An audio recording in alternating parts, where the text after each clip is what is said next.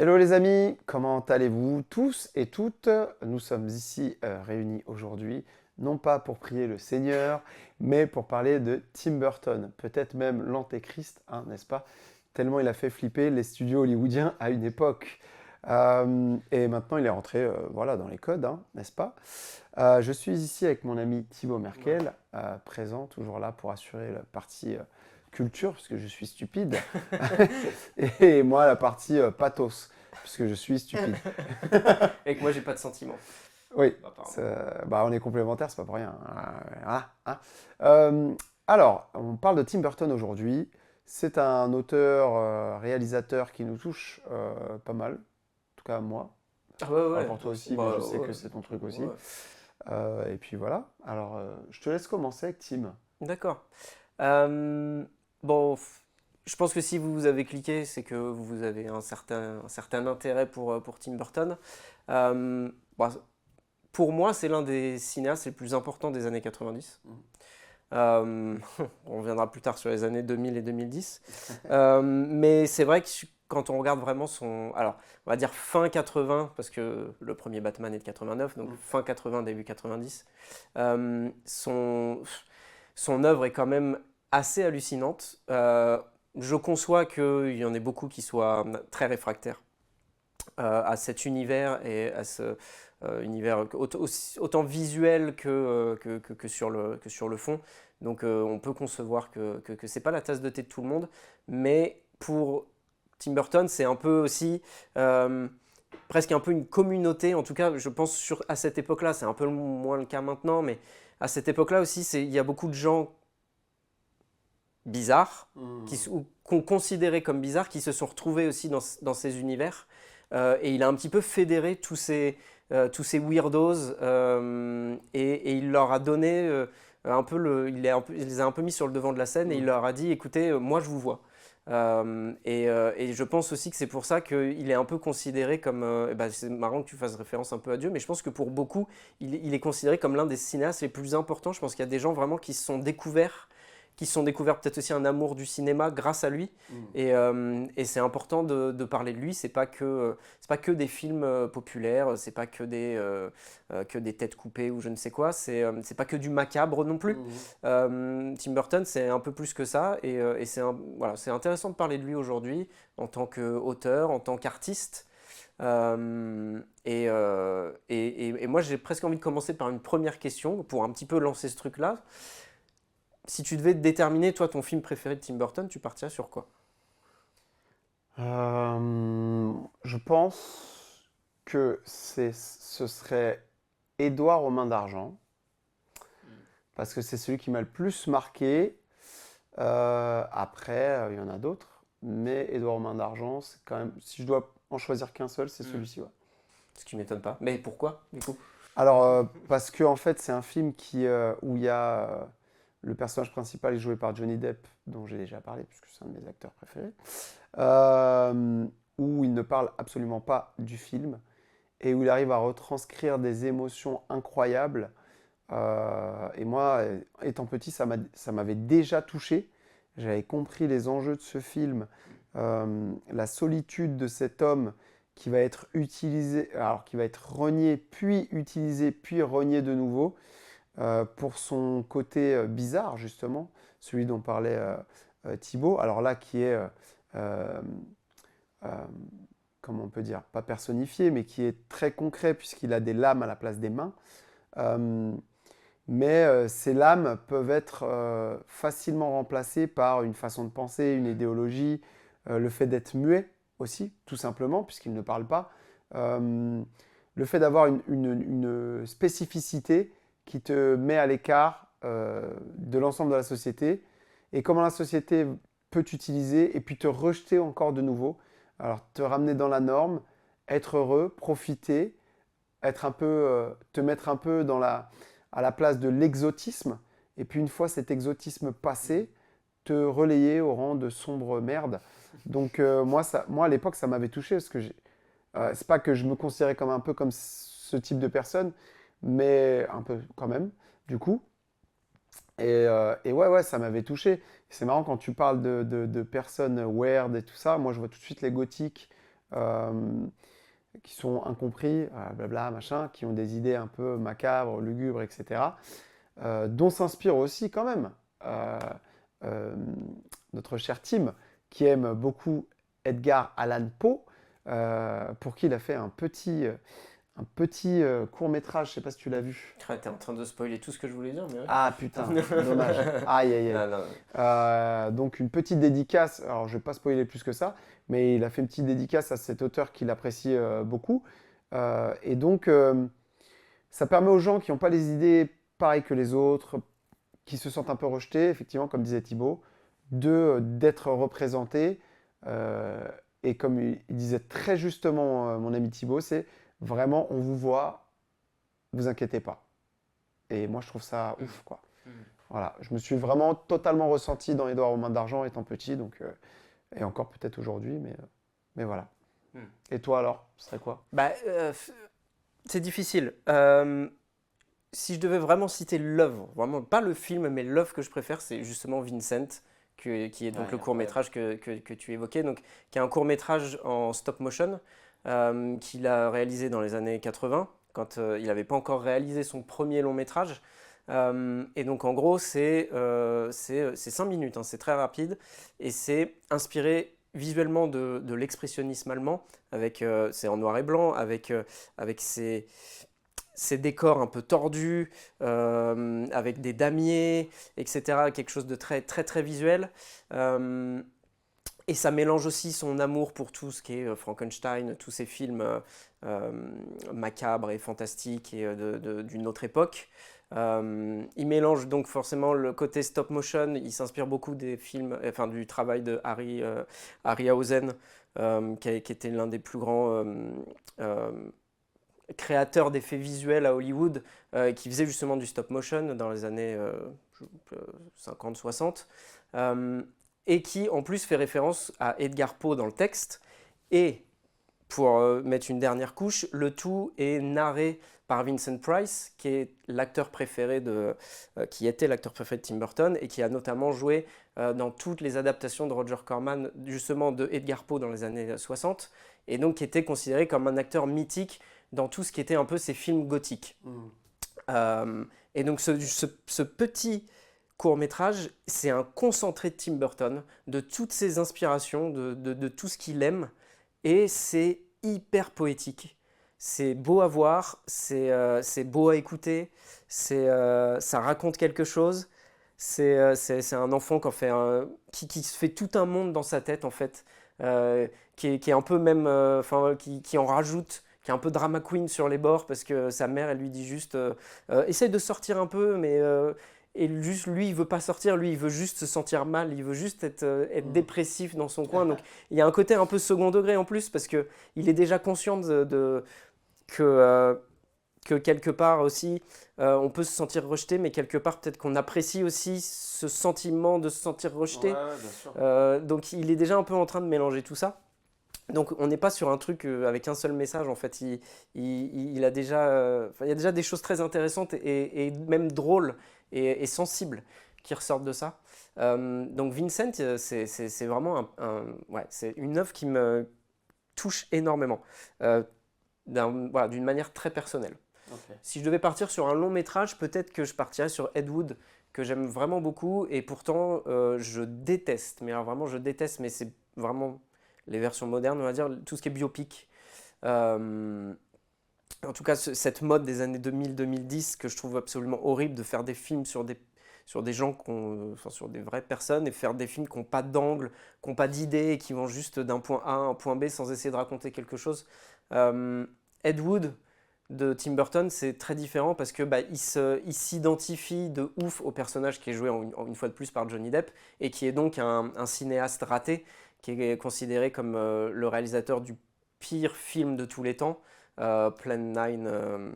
Oh merde, putain, j'ai oublié le titre, From Outer Space. Moi, je vais pas t'aider parce que je me rappelle plus. Donc, Bref, donc c'est un film qui est un peu sur les coulisses de Hollywood, mais côté justement, côté un peu les rejetés d'Hollywood qui essayent de faire des films de leur côté, mais qui n'ont pas les moyens, qui n'ont pas le financement, mais qui sont portés par leur passion et qui vont quand même aller jusqu'au bout et qui vont sortir un film qui est mythique pas forcément pour les bonnes raisons, mais quelque part, il n'y a pas de mauvaise publicité.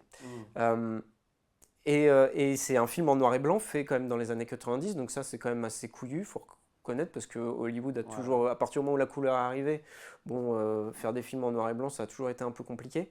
Là ils ont les couilles d'aller jusqu'au bout, alors il faut dire aussi que c'est à l'époque où Tim Burton il est au sommet de sa gloire, il sort de deux Batman qui ont rapporté des centaines de millions. Ils sont magnifiques.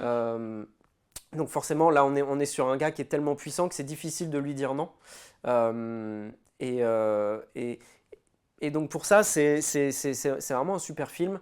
Après, voilà, honnêtement, les Batman, justement, aussi, Les Batman on sont peut en parler si incroyables, tu ça, veux c'est commencer. sûr. D'ailleurs, je te laisse un Bah, peu la les parole. Batman, moi avant Batman, déjà, je voulais parler de la touche de Tim Burton, et notamment cette anecdote que j'aime raconter, où il se fait recruter par Disney pour faire un film pour les enfants, et où il fait Taram et le chaudron magique, qui est un des dessins animés qui m'a le plus marqué quand j'étais petit, parce que c'est un dessin animé qui est terrifiant, et à la fois qui est enchanté.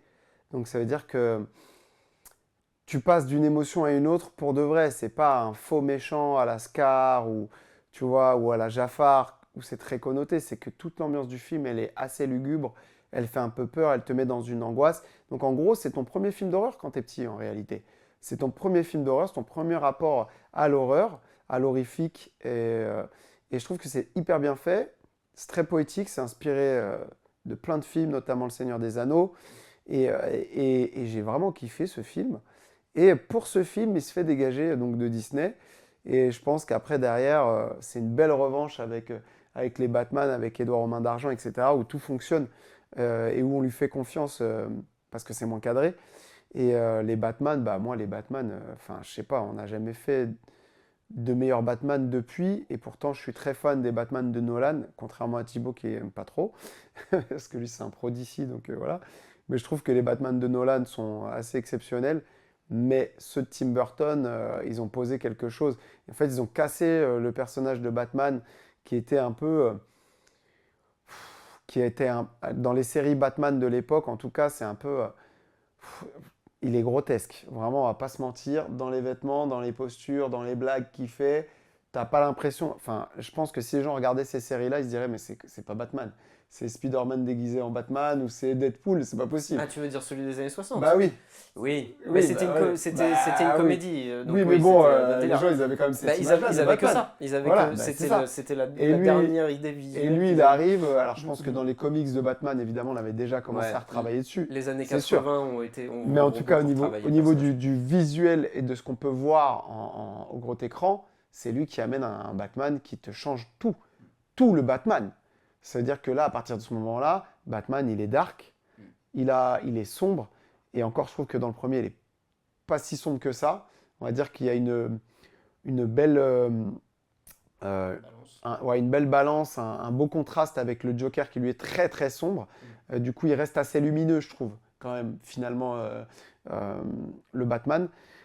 Mais dans le deuxième Batman, moi je trouve que là, quand même, il commence à sombrer, que le pingouin, enfin, c'est plus nuancé. Et d'ailleurs, je Ouais. préfère le deuxième Ouais. Batman. Bah, pareil, personnellement. bien sûr. Donc Mais voilà. pour moi, l'explication, enfin, ce qui explique pourquoi toi et moi, et je pense beaucoup de personnes se sentent plus proches de Batman Returns, c'est parce que c'est un film de Tim Burton, à 100%. Le premier Batman, c'est un film de Tim Burton, mais avec encore. Il ressort juste de Beetlejuice. Hein, Batman, c'est son troisième film. Donc, c'est pas encore le nom que c'est. Il y a une IP, enfin une marque Batman qui est hyper hyper forte. Il y a une attente qui est très très forte. Il y a Michael Keaton qui se fait défoncer. Enfin bref. Donc, il est encore un peu jeune, il est encore un peu timide, il a cette pression sur les épaules. Donc, c'est pas du Tim Burton à 100%. Mais une fois qu'il y a ce succès phénoménal, qu'il peut commencer un petit peu plus à poser ses exigences sur la table, il va pouvoir faire le 2 vraiment à son image.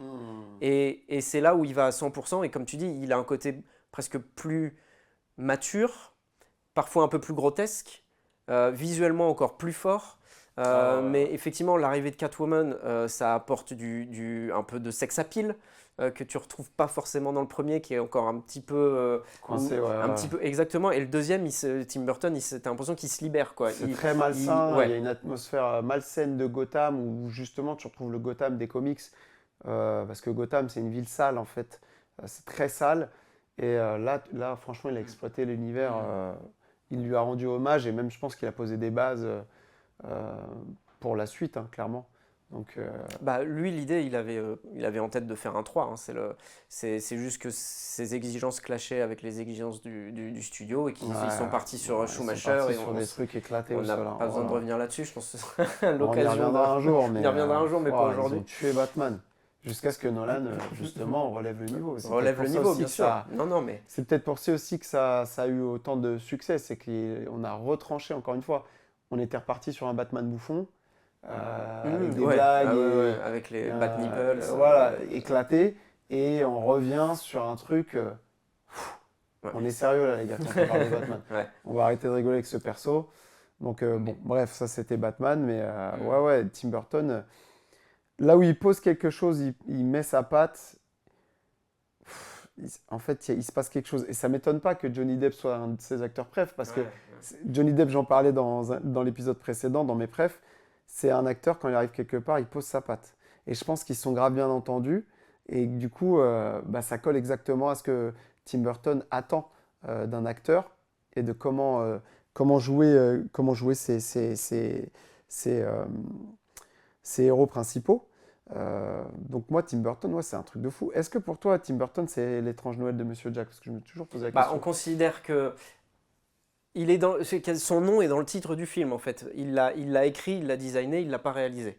Mais bon, Bah, du coup, donc c'est quand même du Tim Burton. c'est du Tim En Burton. tout cas, quand tu regardes Beetlejuice et que tu regardes l'étrange Noël de Monsieur Jack, tu vois Non, mais bien clairement, sûr. déjà, il y a les mêmes, on va dire qu'il a même créé un lore, parce que finalement, il y a des créatures que tu trouves dans Beetlejuice, que tu retrouves dans l'étrange Noël de Monsieur Jack, notamment le serpent. Le verre, ouais. Ouais, oui, ou le serpent ou le ver de sable qui a des rayures, tu le retrouves aussi. Donc les univers se confondent et je trouve que même tu peux faire un crossover hyper facilement finalement. Et ce serait ouf qu'il arrive à se dire, bah vas-y, on mélange quoi. Mais ça se trouve, on a raté des clins d'œil. Moi, il faudrait que je revoie l'étrange Noël de Monsieur Jack et je suis sûr que je retrouve des trucs de Beetlejuice sans m'en apercevoir à la base. Et voilà quoi. Mais ouais, ouais, ouais. Tim Burton, c'est vraiment incroyable. Le cinéaste peut-être le plus important des années 90, ça reste sans qui peut-être qu'aujourd'hui on n'aurait pas Guillermo del Toro ou ce genre de choses, Mm. enfin ce genre de personnes, pardon. Mais c'est vrai qu'à un moment donné, il y a un peu un tournant, début 2000. Il y a un deuxième tournant encore, début 2010, mais ça on va y venir. Mais alors toi tu me disais que tu t'en rappelles pas ou tu l'as pas vu, La Planète des Singes, qui est son Bah, premier gros échec je l'ai critique. vu, mais je me rappelle pas. Et déjà, je me rappelle même pas que c'est lui qui l'avait fait. Et tu vois, si ça m'a pas marqué, c'est que j'ai pas Mm. reconnu sa patte en fait. Bah non, non, clairement. Et ça a été. Enfin, tu sens que là, c'est un film de studio. Donc, c'est vraiment. Tu as des cases à cocher. Tu as la petite nana blonde absolument à placer dans le film, etc. Et Mark Wahlberg, qui est une grosse star à l'époque. Enfin, et en fait, effectivement, c'est pas ouf. Hmm. Alors, honnêtement, je ne l'ai pas vu depuis sa sortie, donc je ne saurais pas vous dire, ça fait plus de 20 ans, donc Ouais. je ne sais pas si c'est un navet, mais en tout cas, dans mon souvenir, c'est juste pas ouf. Et puis après, on a encore on a Big Fish, on a Sweeney Todd, qui sont encore des films voilà, qui ont des qualités.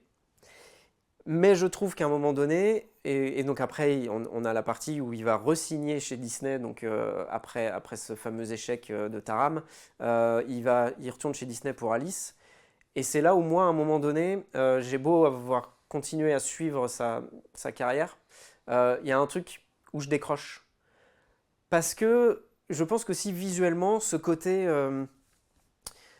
en fait, par exemple, sur Alice, j'avais l'impression qu'il était en train de se caricaturer. C'est-à-dire que c'est comme si c'était un étudiant qui disait « Ah, moi, je suis fan de Burton, je veux faire absolument du Tim Burton. » Et tu as l'impression qu'il essayait de faire du Tim Burton, alors que bah, il n'a pas besoin, puisqu'il est déjà Tim Burton.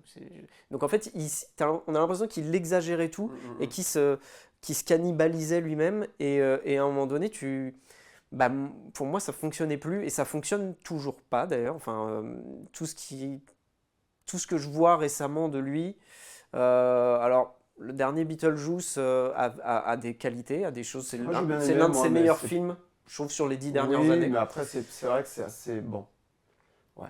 Mais peut-être moins sur Beetlejuice, mais en tout cas, sur avant, j'ai l'impression qu'il y a un peu le côté d'un seul coup effet numérique.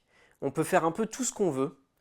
Et quelque part, c'est dommage parce qu'à l'époque où il était un peu plus fauché et où il était obligé de faire avec les moyens du Mm. bord, avec du stop motion, quelque chose qu'il a quand même un peu abandonné. Enfin voilà, tout ce qui est pâte à modeler, tous ces trucs un peu grotesques, mais qui faisaient partie de son univers et qu'on avait tous accepté. Il l'a mis de côté, il passe beaucoup plus par tout ce qui est CGI, donc Mm. effet numérique, ce qui est normal parce que c'est l'air du temps et puis que c'est plus rapide et puis que il y a plein de choses qui rentrent en compte, hein. Mais quelque part, je trouve qu'on y perd un petit peu d'humanité aussi. Ouais. Bah, on perd sa patte, en fait, au fur et à mesure, ça se désagrège. Par exemple, moi, j'aime bien Sweeney Todd et Sleepy Hollow, mais ça reste quand même des comédies musicales. Alors là, tu te dis, ouais, ok, bon, ouais, ça va me prendre la tête, voilà. Mais finalement, moi, j'accroche parce que l'atmosphère, toujours cette espèce d'atmosphère malsain dans laquelle il se passe quelque chose, un espèce d'outre-monde, si je peux reprendre le truc de Mortal Kombat, un espèce d'outre-monde où c'est une réalité qui est un peu altérée par tout ce côté un peu lugubre, glauque. Bah, moi, j'ai adoré. Mhm. Donc, j'adore ce qu'il pose comme base visuelle. Mais pourquoi tu viens nous ratatiner le cerveau avec des chants toutes les 2 minutes? Alors, peut-être c'est un kiff qu'il voulait se faire, je sais pas. Je sais pas, hein, vraiment. Parce que l'étrange Noël de Monsieur Jack, il y a ça, mais c'est pas Ouais, aussi rythmé. ouais. Tu vois, on est sur des trucs, les chansons, ça marche parce que c'est fait pour, parce que c'est pour les enfants. Et puis elles sont hyper Et bien puis adaptées. elles sont Elles sont hyper, ouais, géniales. elles sont Elles géniales. servent le propos. Mm. Là, dans Sleepy Hollow et dans Sweeney C'est une Todd, méthode. c'est un peu trop. T'es là, tu fais, pff, ouais, bon. Ouais, mais c'est parce que c'est une comédie musicale de Broadway à la base, donc en plus Ah, bah voilà, ils tu reprennent vois, les t'as le truc que musiques, moi j'ai pas. tu Donc, vois, donc enfin ok, je pour moi savais pas que Mm. c'était Broadway à la base. Donc ça explique pourquoi. Mais bon, voilà. Mais ça marche quand même sur moi. Après, je me dis, les gens, s'ils arrivent et qu'ils se disent ça, c'est Tim Burton, qui connaissent pas le reste, tu Mm. peux faire l'impasse sur tout le reste et c'est dommage parce que c'est pas ça, Tim Burton. C'est pas que ça. Beetlejuice, c'est énorme. Beetlejuice, c'est un univers énorme. Le un est ouf. Mm. Il est malsain aussi, pareil, avec enfin, tu sais, t'es vraiment à 2 doigts du truc vraiment glauque. J'ai même pas envie de dire le mot.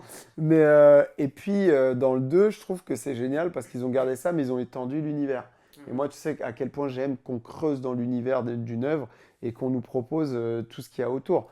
Donc, moi, j'ai bien aimé Beetlejuice 2, mais c'est vrai qu'après, entre-temps, j'ai pas été marqué par ce qu'il a fait. Donc, c'est que j'étais plus dedans, quoi. Et c'est dommage. C'est Mhm. vrai que c'est dommage. Donc, Et on peut blâmer Tim Burton, on peut blâmer Disney, on peut blâmer qui on veut. C'est vrai qu'il a quand même fait 2 films qui font partie de tous ces films absolument insupportables de Disney qui adaptent en live action tous les classiques, tout leur catalogue de classiques, de dessins animés classiques, personne ne demande à ce qu'ils fassent ces je putains de comprends pas. films. Je comprends pas. Et c'est Tim Burton qui a lancé la mode en plus avec Alice, c'est lui le Je premier. comprends pas. Il revient sur Dumbo. Et ces films, ils sont regardables, c'est dur, mais Dumbo, j'ai même pas réussi à aller au bout parce que J'ai même pas regardé. c'est pas Tim Burton. Tim Burton, tu es censé pouvoir toucher. Tu dois avoir l'impression que tu peux toucher le monde.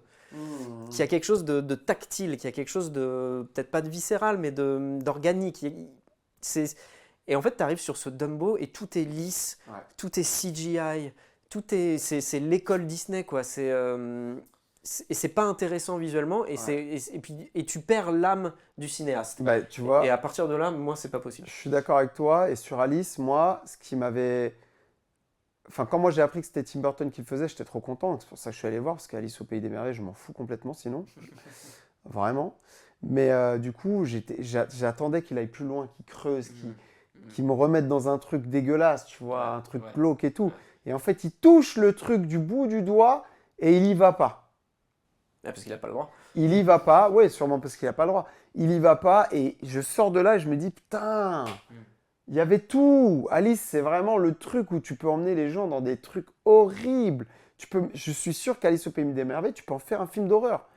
Tellement c'est terrifiant en réalité, les images et les idées qu'il y a dans ce film, qui est vraiment déjà pour les enfants, qui pour moi me pose des questions où je me dis qu'est-ce que vous voulez raconter aux enfants? Qu'est-ce que vous êtes en train de raconter? C'est pas le premier film Disney où on se pose des questions sur ce qu'ils veulent raconter aux enfants. Parce qu'il ne faut quand même pas oublier que dans les films Disney, il n'y a plus les parents. Il n'y a jamais les parents. Ça, c'est une vraie question. C'est-à-dire que les parents d'Alice, on ne sait pas. Les parents de Simba, ils crèvent. L'autre, elle est esclave. Les parents d'Aladin, il n'a pas de parents. Enfin, tu sais, tu te dis, mais tous les... et Bambi, c'est décès total. Enfin, tu te dis, mais en fait, où vous voulez nous amener? Bref, peu importe. Ok? Mais du coup, Alice, tu te dis, c'est vraiment l'univers où tu peux aller faire un truc horrible. Et si tu as envie de faire flipper les gens, de les mettre dans un truc horrible, un mal-être dans la salle, tu peux le faire avec Alice. Il y a tout. Et il ne le fait pas. Et moi, je ressors de là, je me dis, putain, c'était plus malsain Charlie et la chocolaterie que Alice au Pays des Merveilles. Je comprends pas. Mais c'est vrai, je comprends pas. Comment j'ai été plus mal à l'aise devant Charlie et la chocolaterie que devant Alice au Pays des Merveilles? Je comprends pas. Ouais. Et c'est pour ça que je dis, tu peux en partie peut-être blâmer Disney parce que bah, propriété intellectuelle et c'est eux qui guident. Et pourquoi Tim Burton, alors qu'il connaît très bien, il sait très bien comment ça fonctionne Disney, pourquoi est-ce qu'il retourne là-dedans 25 ans plus tard? Je sais pas. Il n'y a que lui qui sait. Quelque part, il leur a ramené beaucoup d'argent. J'imagine qu'il en a gagné lui aussi, et tant mieux pour lui.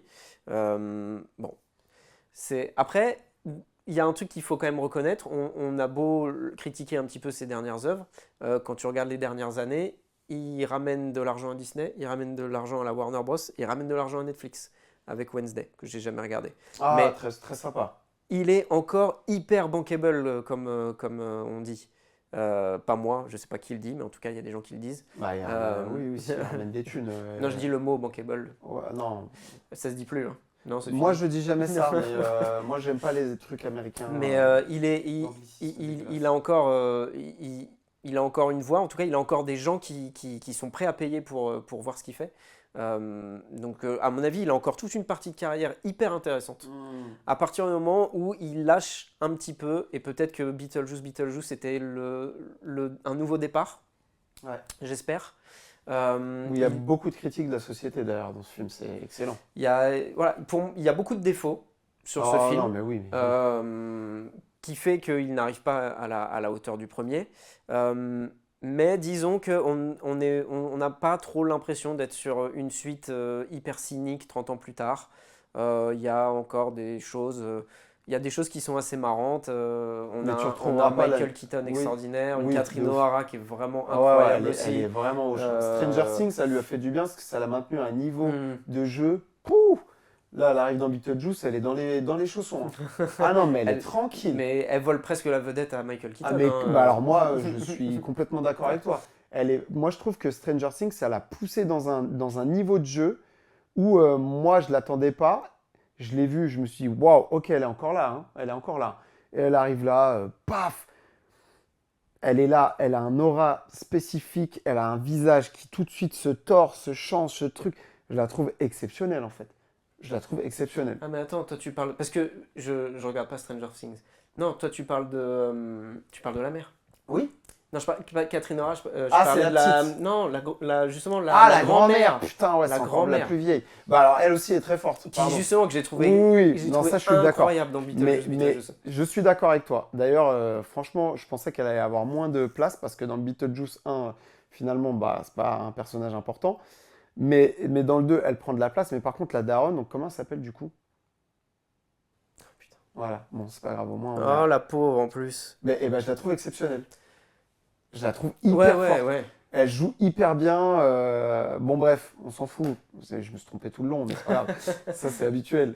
Mais ouais, non, je trouve que Beetlejuice, c'est vraiment cool. Mais comme tu dis, il y a des défauts. Après, Tim Burton, bon, bah, comme tout artiste, à un moment donné, il va falloir qu'il ferme sa gueule, quoi. quand tu n'as plus rien à dire, que tu n'as plus rien à montrer et que tes meilleures œuvres elles sont derrière, bah, tu as le droit d'arrêter et de juste regarder les gens s'inspirer de ton travail et essayer de faire mieux que toi. Et ça, je pense que c'est important chez tout artiste de se dire j'accepte ma mort, en fait.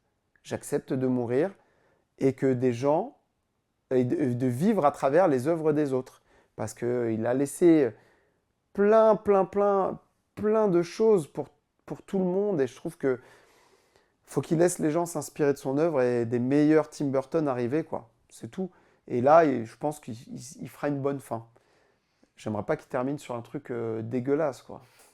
C'est dur pour un artiste, c'est une discussion peut-être qui n'a pas de fin, mais c'est dur pour un artiste de décider de sa propre fin, de son suicide artistique, je sais pas, c'est difficile de se dire j'arrête là alors que ça fait 40 ans que c'est ce qui me nourrit au quotidien. Bah, c'est difficile pour un artiste d'accepter, enfin pour une personne lambda d'accepter de mourir tout court. La vie de l'artiste, c'est quoi? C'est philosophiquement parlant, la vie de l'artiste, c'est ses œuvres. À côté de ça, il est personne, il est rien, il n'existe pas. Donc évidemment que se dire là, si j'accepte de plus rien faire, ben, j'accepte de mourir. Ou de retourner dans les gens en lambda. Donc mourir. Mais pour eux. Hein. Mais ça fait partie de l'humanité, ça fait partie du chemin de l'être humain. On va tous mourir, que ce soit artiste ou pas artiste. Là où ils ont de la chance par rapport à nous, c'est qu'ils laissent des traces indélébiles dans la culture cinématographique. Et ça, c'est une chance que les autres n'ont pas. Donc, saisissez-vous de cette chance-là pour accepter d'arrêter à un moment où c'est beau et où on a une belle image de vous, quoi. Voilà. Winona Ryder. Putain, comment j'ai pu oublier le blaze alors que... Elle a un blaze de ouf en plus. Mais oui, mais en plus, on le sait que c'est elle. Et toi, tu me parles de O'Hara et moi, dans ma tête, je vois Winona. Après, il y a un A dedans. Non, mais moi, je suis une galère. Je suis vraiment une galère, désolé. Bref. Ouais, voilà.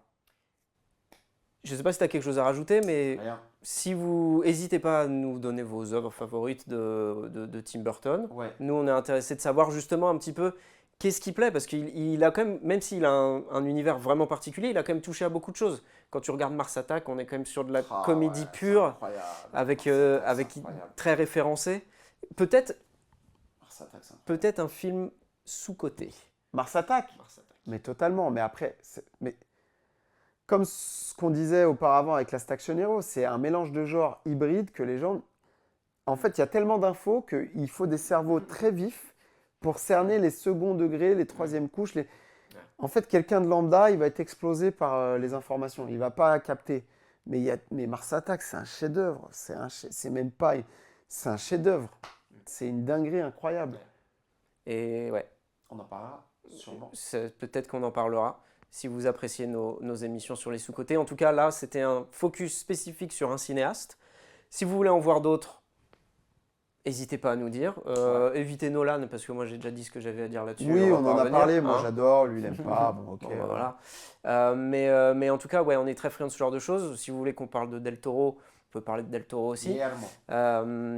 Qui est justement, je disais tout à l'heure, mais qui est une belle évolution peut-être aussi du style Tim Burton, peut-être à discuter plus tard. En tout cas, voilà, on vous donne des idées, donnez-nous des idées, et puis on reparle de tout ça la prochaine fois. Yes, à bientôt.